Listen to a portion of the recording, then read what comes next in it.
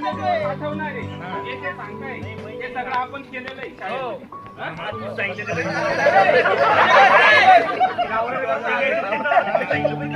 बरं, शाळेत उशिरा कोण यायचं एनसीसीचा ड्रेस घालून?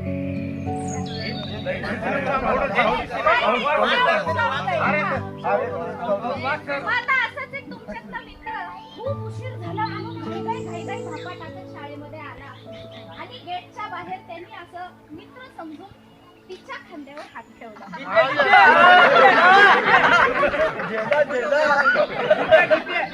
सगळ्यांना